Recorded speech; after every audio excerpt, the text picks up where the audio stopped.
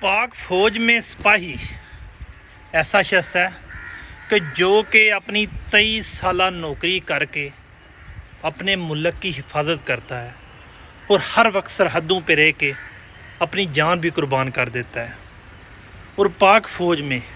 افسر شاہی ایسا سسٹم ہے جس میں اگر سپاہی کے کارنامے کی وجہ سے